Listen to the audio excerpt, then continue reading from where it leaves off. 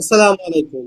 তো বাংলাদেশের ব্যাংকিং সেক্টরে শেয়ার বাজারে নিবন্ধিত যে 36টা ব্যাংকের মধ্যে আপনি কোন কোন কোম্পানিগুলাতে কোন কোন ব্যাংকগুলাতে বিনিয়োগ করতে পারেন? ব্যাংকের ক্ষেত্রে বিশেষত যদি আপনি স্বল্প মেয়াদিও ট্রেডিং করেন 3 মাস, 6 মাস, 9 মাসের জন্য বা ম্যাক্সিমাম 1 বছরের জন্য মোটামুটি কিন্তু আপনি প্রায় 30%, 40% লাভ করতে পারেন।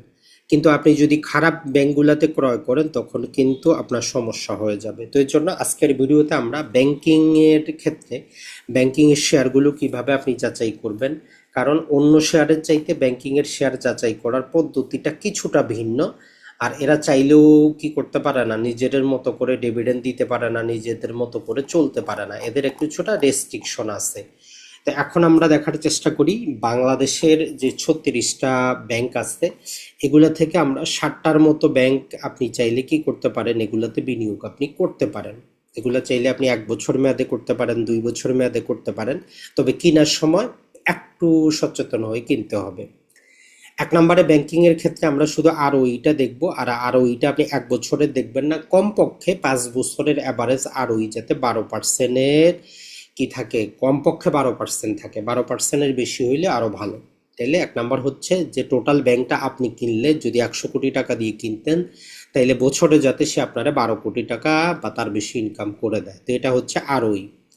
2 নম্বর, যেটা যে ব্যাংকটা আপনি কিনতেছেন তার যদি এনপিএল রেশিও 10-এর বেশি থাকে, সে কি করতে পারে না, ডিভিডেন্ড দিতে পারে না, তার মানে নন পারফর্মিং লোনগুলা যেগুলা, তো এগুলো যাতে 10-এর কমে থাকে এইরকম ব্যাংক কিনতে হবে। 10-এর উপরে গেলে ওই ব্যাংকে আপাতত আপনি বিনিয়োগ করতে পারবেন না।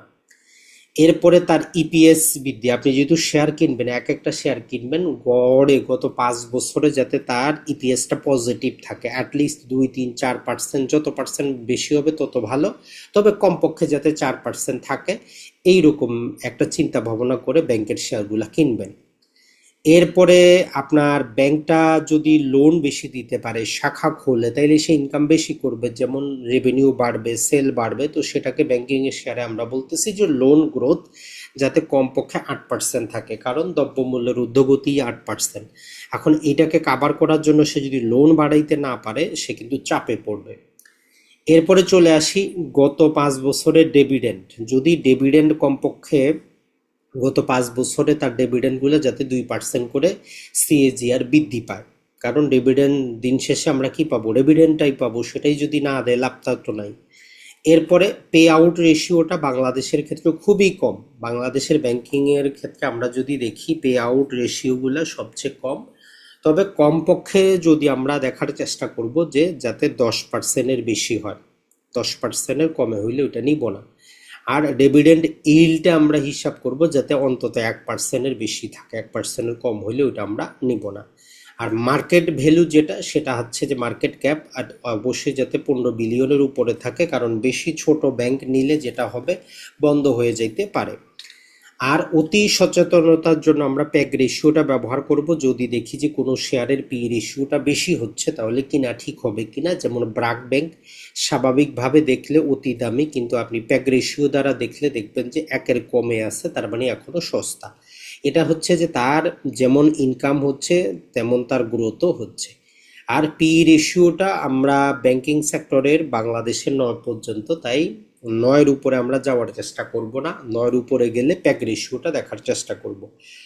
আর পিবি রেশিও যেটা আছে, প্রাইস টু বুক ভ্যালু, কারণ ব্যাংকের নিজের বলে কিছুই নেই, জাস্ট টাকাটা থাকে, তো এই জন্য তার বুক ভ্যালুটা আমরা 1 পর্যন্ত নেওয়ার চেষ্টা করব, 1-এর বেশি গেলে আমরা তখন প্যাক রেশিওর উপর নির্ভর করব।